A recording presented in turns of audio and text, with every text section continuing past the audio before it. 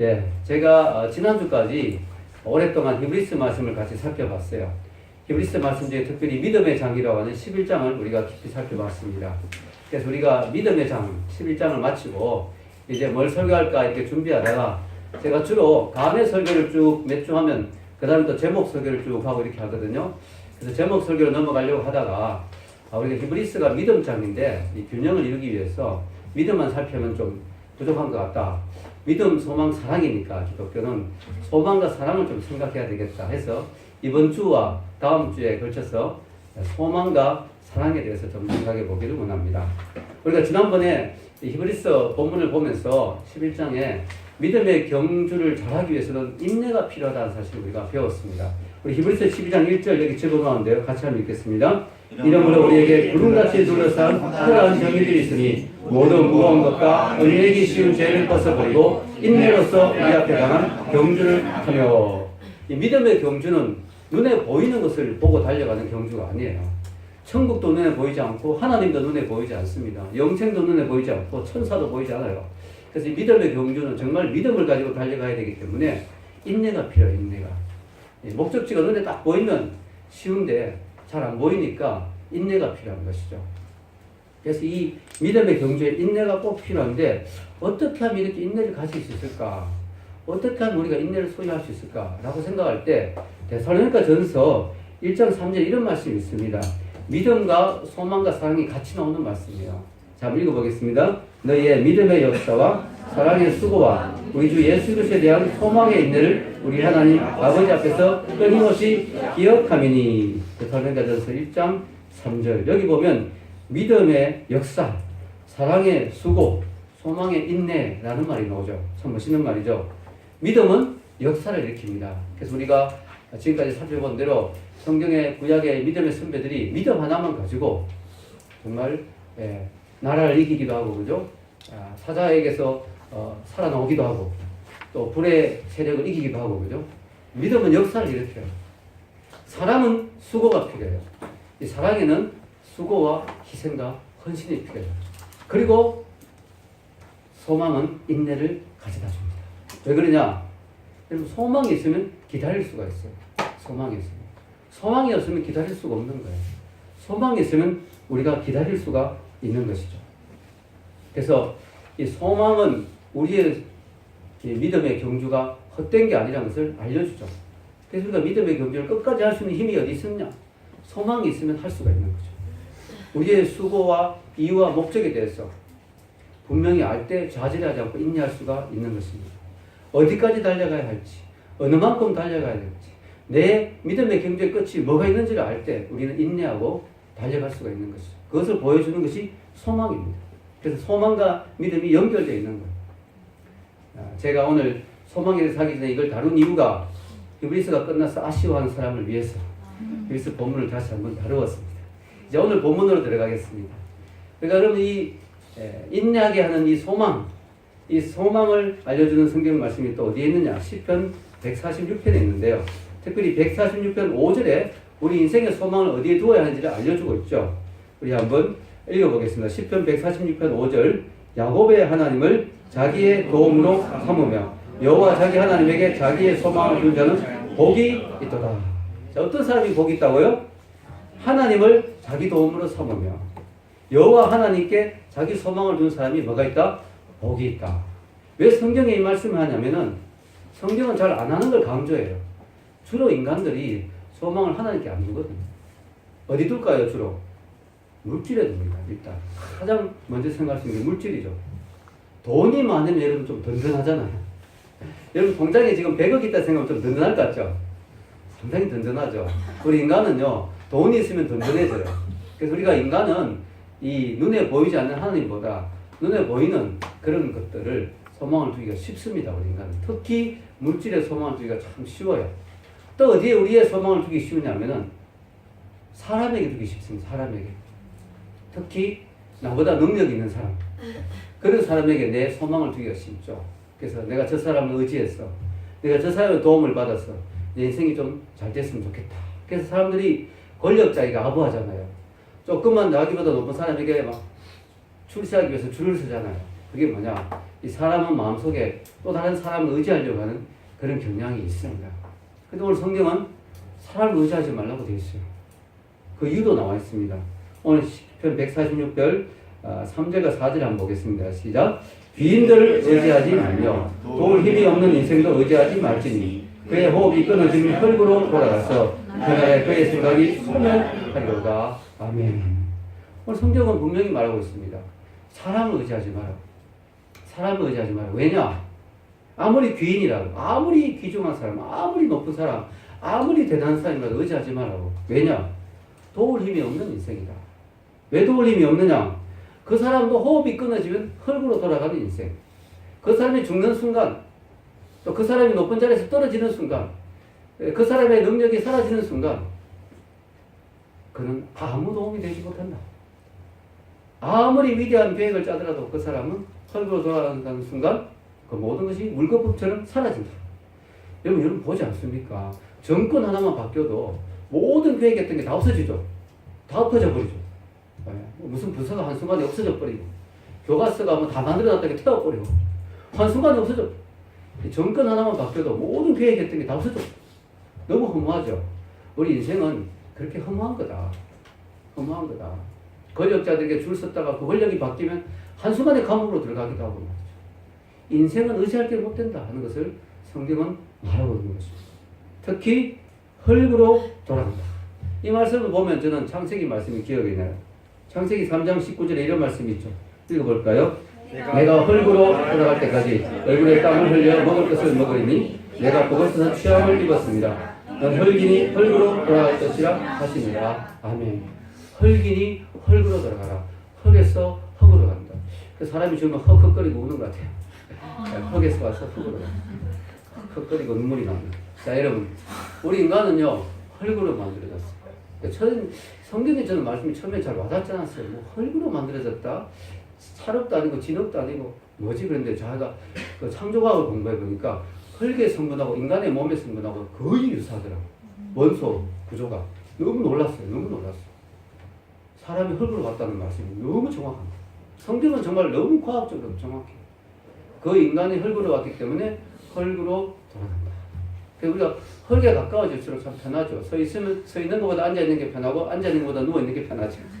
네, 흙과 가까워질수록 편해져. 여러분, 이 흙에서 와서 흙으로 돌아간 거는요. 원래는 우리 인간이 그렇게 만들어지지 않았어요. 영원히 살 존재로 하나님 인간을 만드셨는데 인간이 타락해서 하나님이 내린 심판의 선고입니다. 너가 이제 흙에서 와서 흙으로 돌아갈 수밖에 없는 인생이 되었다. 너는 불멸의 존재가 아니다. 죽을 수밖에 없는 게 인생이다. 그래서 우리 인생은 누구나 죽어야 되는 존재인 거예요. 여러분, 얼마나 비참한 게 우리 인생입니까?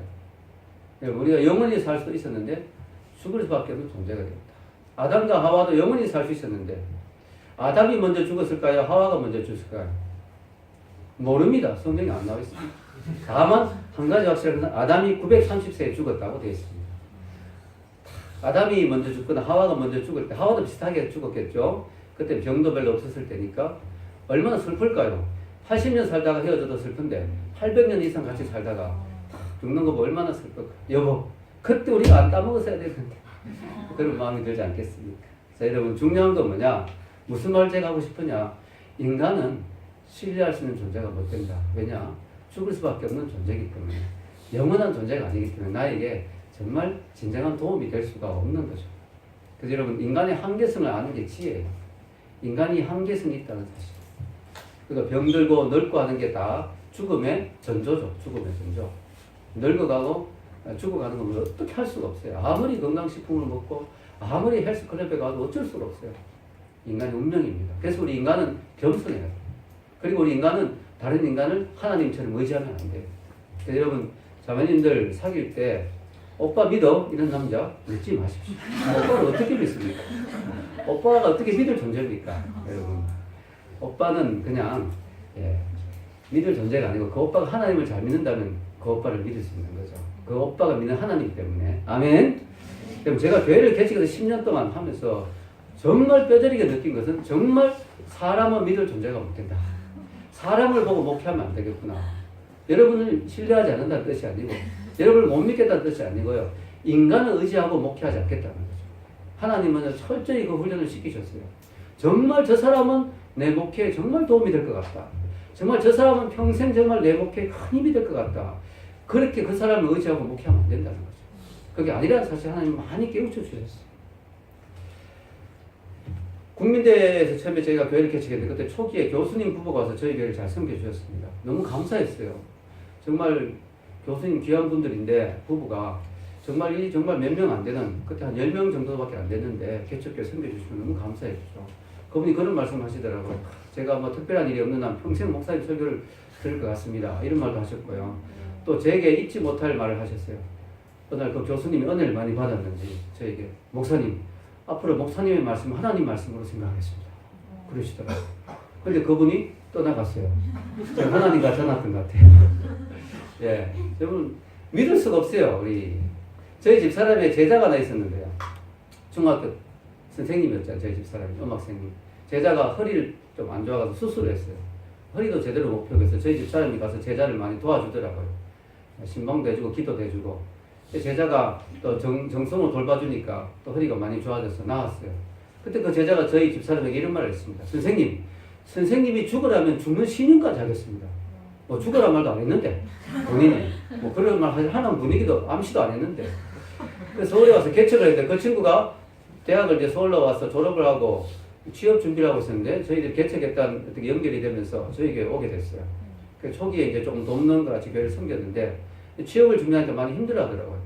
그래서 제가 좀 또 너무 안타까워서 저도 돈이 없었지만 생활비에 쓰라고 10만 원을 주었어요.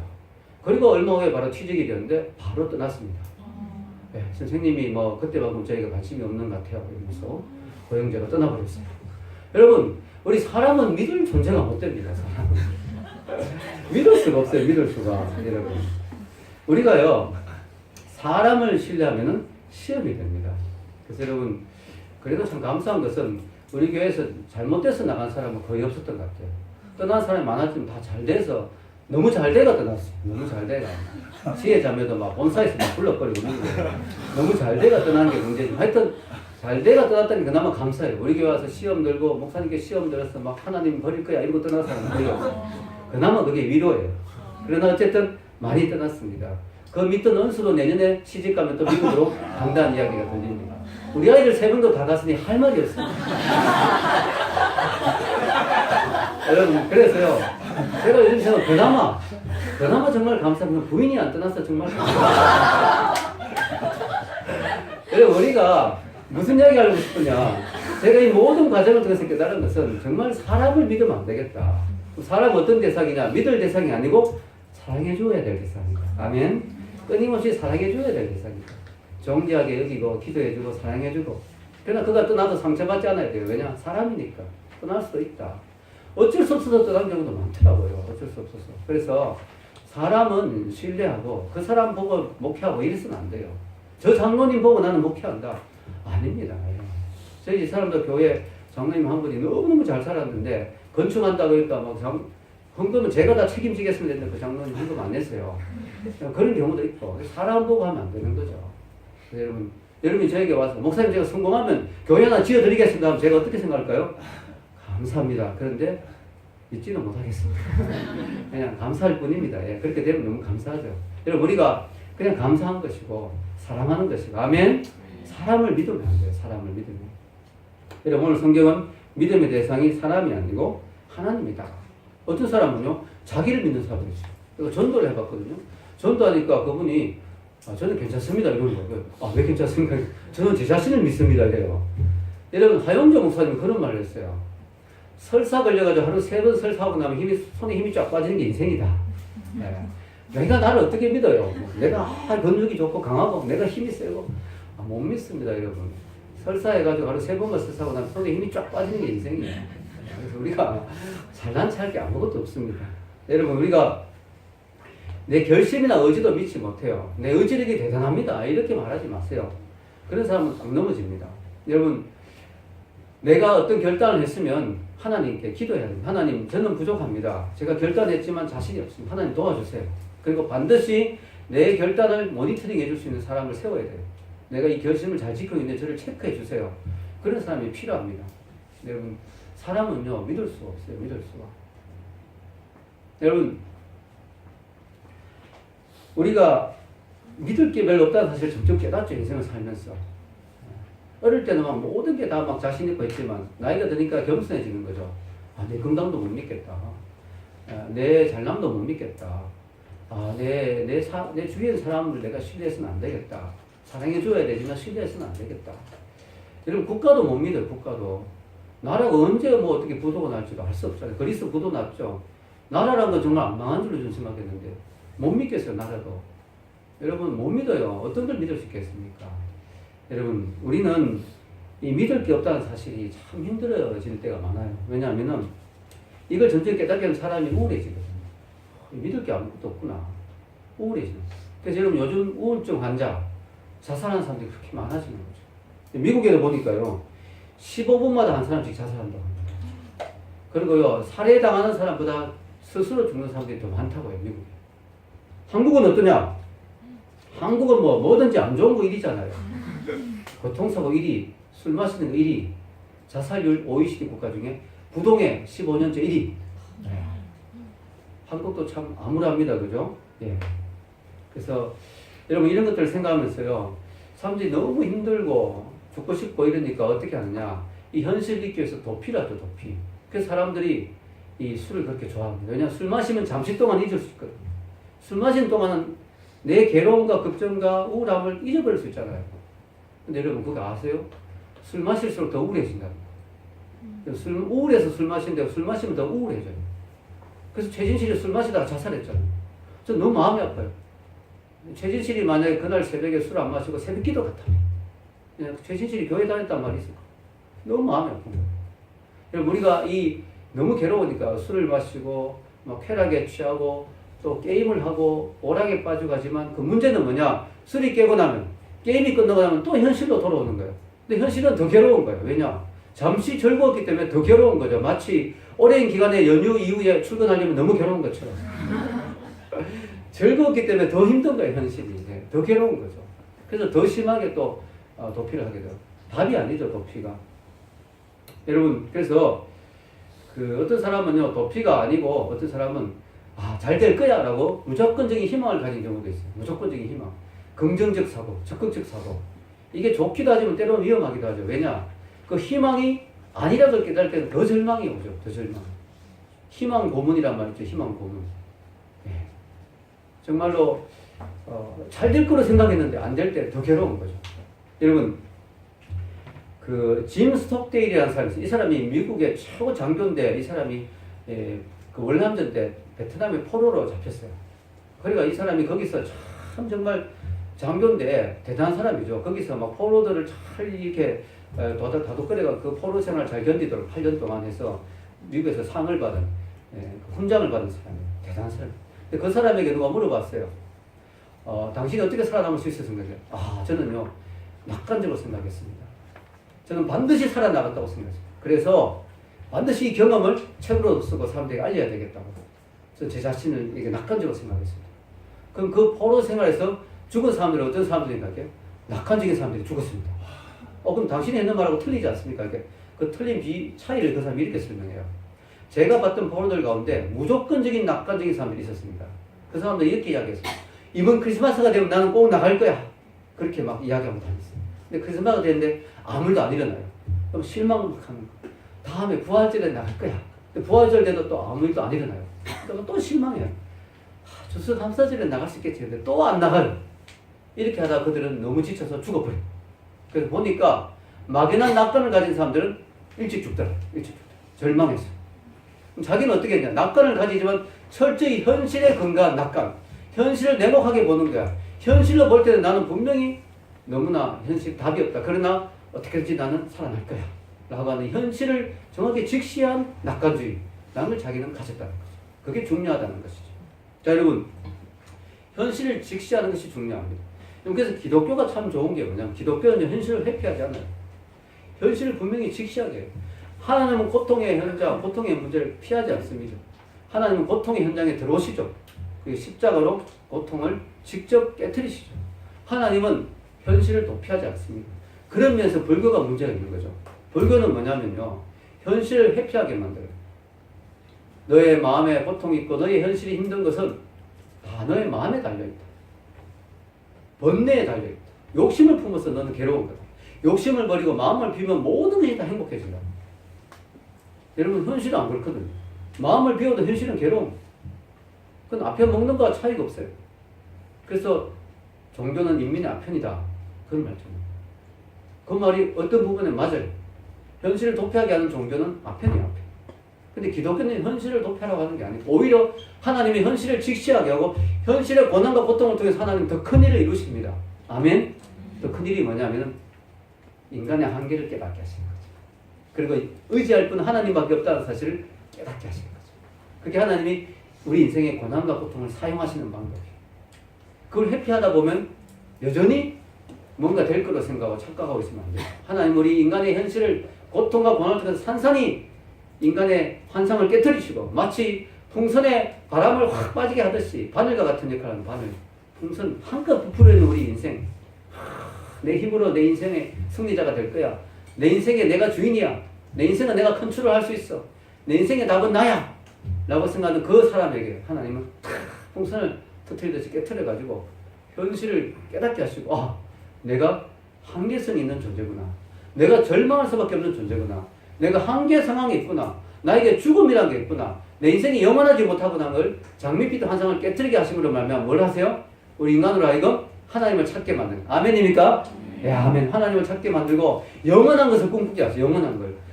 인간이 이렇게 죽는 존재고 한계가 있는 존재라면 영원한 것이 없을까? 그러면서 천국을 사모하게 하고 하나님의 나라를 사모하게 하는 거죠. 믿습니까? 그게 하나님이 하신 일이에요. 그래서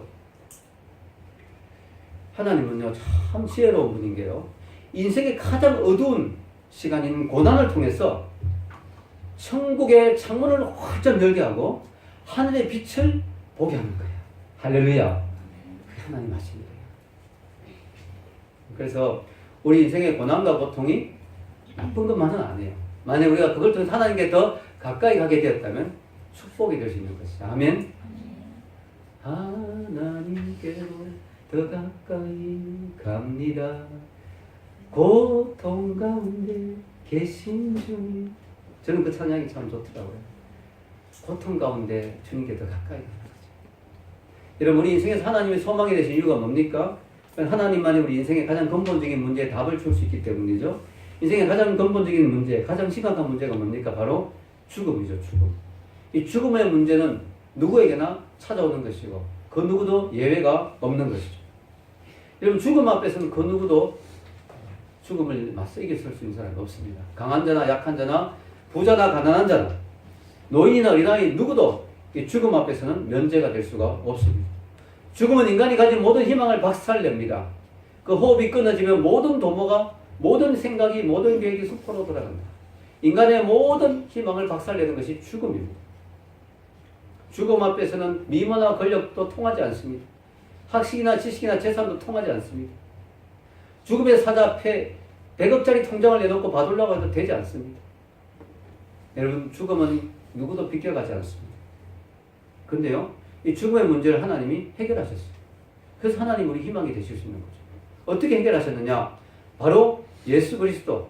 예수로 이 땅에 오셔서 죽었던 사람을 막 살려내셨죠. 죽음을 정복하는 능력 있는 분이라는 걸 보여주셨죠. 죽어진 나흘이나 된 나사로도 살려내셨죠. 뿐만 아니라 예수님 자신도 죽기 전에 내가 죽었지만 3일 만에 살아나올 거라고 예언하시고 당당히 무덤을 박차고 예수님은 살아나셨습니다. 그래서 예수님을 믿는 자에게는 이제 죽음이 더 이상 능력을 발휘하지 못하는 것이죠. 그래서 사도 바울은 이렇게 고백하죠. 고린도전서 15장 55절 읽겠습니다. 사망아 너의 승리가 어디 있느냐? 사망아 내가 쏘는 것이 어디 있느냐? 아멘. 사망아 내가 어디 있느냐 이렇게 말하네요. 사망은 있어요. 그러나 사망에 쏘는 게 없어요. 쏘는 게. 무슨 말이냐? 사망에 쏘이면 우리가 너무 아프잖아요. 그래서 여러분 가까운 사람이 죽으면 너무 아프죠. 마음이. 너무 아프죠. 그게 사망에 쏘는 거예요. 근데 그리스도 예수 안에서는 옆에 사람이 죽더라도 복음 안에서 주님 안에서 죽는다면 이별의 아픔은 있지만 쏘는 건 없어요. 미칠 것 같은 아픔은 없어요. 왜냐? 그분이 천국 갔다는 걸 아니까. 또 만날 걸 아니까. 아멘? 또 만날 거니까. 아멘? 잠시 떨어지지만 또 만날 거니까. 사망에 쏘는 게 없어요. 사망에 승리가 없습니다. 사망이 이제는 기고만장할 수가 없어요. 사망은 주님 앞에서 박살난 것이죠. 아멘? 그래서 하나님 우리의 진정한 소망이 되는 거예요. 레이 프리처드 목사님이라는 분이 있는데요. 제가 한번 그분의 책에 읽어봤는데 이분이 집회를 많이 다니면 한 번은 노부부가 자기를 공항까지 이렇게 태워줬다고 합니다. 이런저런 이야기하면서 가는데 아드님이 자녀가 있으니까 아들이 하나 있었는데 선교사 훈련을 받고 딱 3개월 후에 죽었습니다. 33세의 나이로. 얼마나 마음이 아픕니까? 아이고 참 안 됐군요. 그렇게 이야기하니까. 근데 우리 아들이 죽기 전에 뭐라고 한 줄 아세요? 뭐라고 했습니까? 아들이 선교사 훈련을 탁 받고 이제 선교지로 파송을 탁 앞두고 갑자기 죽게 됐어요. 죽으면서 아들이 이런 말 했어요. 아빠, 엄마, 너무 슬퍼하지 마세요. 저는 본점으로 가는 거예요, 본점으로. 네, 지점으로 가려고 했는데, 원래 계획은. 본점에서 불렀어. 본점으로 가는 거예요. 여러분, 그렇게 고백했다고 합니다. 참 놀라운 신앙 고백 아닙니까? 네, 본부로 정든 간다고 이야기해요. 본부로 정든 간다. 도대체 누가 죽음 앞에서 이렇게 자신있게 말할 수 있겠습니까? 그래서 여러분, 오늘 성경은 분명히 말하죠. 야곱의 하나님께 소망을 두라. 아멘. 하나님의 도움을 구하고 하나님께 소망을 두는 자가 복이 있다. 성경은 하나님께 소망을 두라는 말을 자주 하죠. 디모데전서 4장 10절 읽겠습니다. 이를 위하여 우리가 수고하고 힘쓰는 것은 우리 소망을 살아계신 하나님께 두미니 모든 사람, 특히 믿는 자들의 구주시라. 아멘. 우리 소망을 어디에 두어야 된다고요? 살아계신 하나님께. 그 하나님이 죽은 분이라면, 죽어서 끝난 분이라면, 십자가에서 죽어서 끝난 분이라면 우리는 그분에게 소망을 둘 수 없죠. 그러나 그분은 살아났기 때문에 우리 구주이신 예수님께, 우리 살아계신 하나님께 우리의 소망을 둘 때 우리는 결코 실망하지 않은 줄 믿습니다. 사람은 우리를 실망시켜도 하나님은 절대로 실망시키지 않습니다. 아멘입니까? 또 하나님은 죽음에서 문제뿐만 아니라 삶의 문제에서도 하나님을 의지하고 신뢰해야 되죠. 왜냐 하나님은 오늘 말씀에 보면 영원히 다스리고 통치하신다고 되어 있어요. 146편 제일 위에 1절에서 10절까지 올 때 10절에 보면 시온아 여호와는 영원히 다스리시고 내 하나님은 대대로 통치하신다. 할렐루야. 하나님은요 우리를 지금 다스리고 계세요. 통치하고 계세요. 그래서 우리는 하나님을 신뢰할 수 있는 거죠. 하나님 우리를 다스릴 뿐만 아니라 하나님은 여기 보면 6절부터 9절에 보면 하나님이 하신 일이 나오죠. 하신 일이 읽어보겠습니다. 위에 시작. 여호와는 천지와 바다와 그 중에 만물을 지으시며 영원히 진실함을 지키시며 억눌린 사람들을 위해 정의로 심판하시며 줄인 자들에게 먹을 것을 주시는 이시로다. 여호와께서는 갇힌 자들에게 자유를 주시는도다. 여호와께서 맹인들의 눈을 여시며 여호와께서 비굴한 자를 일으키시며 여호와께서 의인들을 사랑하시며 여호와께서 나그네들을 보호하시며 고아와 과부를 붙드시고 악인들의 길은 굽게 하시는도다. 아멘. 우리가 인생의 소망을 가질 수 있는 이유는 막연한 희망의 건강, 긍정적 사고로 인해서 소망을 가진 게 아니라 우리 하나님이 지금도 이렇게 일하시고 역사하시고 모든 것을 바로잡아 주시고 치유하시고 회복시키시고 만물을 만드시고 붙드시고 통치하시고 다스리는 그 하나님이 지금도 살아계신 것을 알기 때문에 그 하나님이 나의 하나님이기 때문에 내가 소망을 가지는 것입니다. 아멘입니까? 예. 물론 이 땅에서 하나님의 살아계심을 완전히 맛볼 수는 없어요. 왜냐하면 하나님의 나라에 이미 왔지만 아직 완전히 다 임한 게 아니기 때문에. 그래서 우리 인생에서 어두운 시간이 있을 수 있어요. 어두운 시간. 그때 어떻게 해야 될까? 하나님이 통치하고 다스리는데 여전히 내 인생에서 힘든 시간이 있을 수 있어요. 그때 어떻게 해야 될까요? 그때는 믿음의 눈을 떠야 되는 거죠. 내 속에 있는 믿음을 그때 발동하는 것이죠. 그때 내 믿음이 필요한 거죠. 하나님이 지금도 다스린다는 사실을 믿음의 눈으로 봐야 되는 거죠. 1950년대 후반에 이런 일이 있었습니다. 미국 뉴욕에서 브라더스 서커스단이 공연을 했는데 갑자기 호랑이 조련사가 들어가 있는 그 울 안에 들어가 있는 상태에서 불이 꺼져버렸어요. 정전이. 사람들이 깜짝 놀랐어요. 호랑이가 야생성이 있잖아요. 그래서 갑자기 다 불이 나가버리니까 이 조련사를 혹시 공격하지 않을까 싶어서 사람들이 숨을 지키고 보고 있었어요. 바깥에 있는 사람들은 안전했어요. 울타리가 있었으니까. 울이 있었으니까. 철장이 있었으니까. 그러다 그 안에 있는 조련사, 호랑이와 단둘이 있는 조련사는 위험한 순간이 닥친 거예요. 그런데 놀랍게도 조련사는 조금도 당황하지 않고 노련하게 호랑이를 다루었어요. 평상시 하던 그대로 앉아 일어서 하면서 호랑이를 다루었어요. 잠시 후에 불이 켜졌습니다. 조련사가 무사했습니다. 사람들이 감동해서 일어나서 기립박수를 했어요. 그때 조련사가 이런 말을 했습니다. 어둠 속에서 당황하면 호랑이 밥이 됩니다. 조련사는 어둠 속에서도 밝은 곳에 있는 것처럼 행동해야 됩니다. 당당하게 믿음을 가지고 행동해야 됩니다. 겁을 먹거나 당황하면 어둠 속에서 호랑이 밥이 됩니다. 제가 왜 이런 이야기를 할까요? 우리가 인생에서 고난이 올 때, 어둠이 닥칠 때 그때 당황하고 두려워하면 사탄의 먹잇감이 되는 거예요. 여러분 인생이 힘들고 어려울수록 당당해야 돼요. 아멘. 우리 큐티하자는 히스기야 왕 힘들수록 하나님께 더 나가고 아멘. 하나님 앞에 딱 나가고 말이죠. 우리가 어둠 속에 있지만 믿음을 가지고 당당하게 행동할 때 사탄은 우리를 건드리지 못해요. 하나님이 밝을 때 준 약속을 어두운 시간에 의심하지 마십시오. 아멘입니까? 예. 결론을 내리겠습니다. 저는 오늘 소망의 이유라는 제목으로 말씀을 전했습니다. 여러분 우리가 인생의 소망을 우리 안에 두면 우리에게 두면 우리는 실망할 수밖에 없어요. 왜냐하면 내가 의지했던 것은 다 떠나가기 때문에 인생의 소망을 나에게 두는 게 아니라 하나님에게 둬야 돼요. 그래서 우리는 인생의 소망을 내 안에서 찾는 게 아니라 내 바깥에서 찾아야 돼요. 바깥이 뭐냐? 하나님에게서 찾아야 돼요. 여러분 지금 사람들이 너무나 괴로워하고 있죠. 사람들이 왜 자살하는지 아세요? 더 이상 희망이 없다 생각하니까 자살하는 거예요. 여러분 우리 믿는 사람은 어떤 경우에도 희망이 있어요. 아멘. 하나님만 계시다면 믿음의 것만 놓지 않는다면 기대의 줄만 놓지 않는다면 우리는 어떤 상황에도 희망이 있어요. 절대로 자살해서는 안 돼요. 어떤 상황에서 우리는 다시 일어설 수 있어요. 아멘. 하나님이 살아계시기 때문에. 여러분 우리나라가 지금 힘들죠. 사방을 둘러봐도 힘들고 경기 침체가 오래되고 실업률이 심하고 전 세계적으로 가뭄이 있고 테러가 있고 질병의 공포가 있고 미국과 중국과 일본 사이에서 우리는 북핵의 위협을 받고 있고요. 그런데요 우리가 소망이 가진 것은 하나님이 지금도 다스리고 계실 뿐만 아니라 이 모든 인간의 절망과 고통을 끝낼 날이 다가오고 있다는 사실. 여러분 성경에는 인간의 모든 절망을 박살내는 그 한마디의 말씀이 있죠. 성경의 마지막 책 요한계시록의 마지막 장에 이런 말씀이 있습니다. 요한계시록 22장 20절 읽겠습니다. 이것들을 경험하신 이가 이르시되 내가 진실로 속족이라 하시거늘 아멘. 주 예수여 오시옵소서. 아멘. 내가 진실로 속족이라. 이 말씀은 인간의 모든 절망을 박살내는 한마디의 말씀이에요. 예수님이 재림하실 때 이 세상은 소망 있는 세상으로 완전히 바뀔 것입니다. 새하늘과 새 땅을 주실 것입니다. 그때를 우리는 기다리는 거죠. 그때를 기다리는 것이죠. 이 사실을 아는 사람은 하나님을 찬양할 수밖에 없어요. 그래서 오늘 말씀에는 찬양하라는 말씀이 나오죠. 할렐루야로 시작해서 할렐루야로 끝납니다. 오늘 시편은. 그러면서 여호와라는 말과 하나님이라는 말이 14번이나 나옵니다. 이 짧은 시편에 14번이나 나옵니다. 하나님이 다스리니까 하나님이 지금도 통치하시니까 하나님이 내 소망이 되시니까 난 하나님을 찬양할 수밖에 없다. 할렐루야 라고 이야기하는 것입니다. 여러분 그래서 저는 마지막으로 드리고 싶은 말씀이 이거예요. 이 소망을 발견한 사람은 예배의 태도가 바뀌어야 됩니다. 아멘. 여러분 어떻게 우리가 소망을 발견한 사람이 예배를 침울하게 드릴 수가 있겠습니까? 이 소망을 발견한 사람이 어떻게 우리가 찬양을 근성으로 드릴 수가 있겠어요? 내 인생에 죽음조차도 나에게서 소망을 앗아갈 수 없어요. 왜? 부활이 있으니까. 아멘. 죽음에도 소망이 있다는 거예요. 나는 죽어도 소망이 있다. 이 놀라운 소망을 발견하면 우리가 어떻게 예배를 근성으로 드릴 수 있겠냐는 거죠. 예배를 때충 때우듯이 드릴 수 있겠냐 이거죠. 우리의 소망이 예배에 반영돼야 된다는 거죠. 아멘. 여러분 예배 태도가 바뀌어야 될 줄로 믿습니다.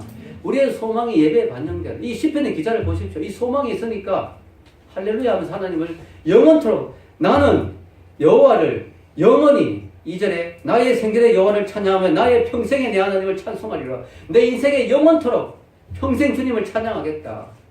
예, 어떤 사람 이름이 평찬이더라고요. 평생 찬양이 돼가지고. 할렐루야. 여러분 그래서 여러분이 오늘 말씀을 듣고 소망을 발견하고 이 소망을 가슴에 품고 여러분의 삶에서 찬양과 여러분이 드린 예배가 달라지길 주의 이름으로 축원합니다. 기도.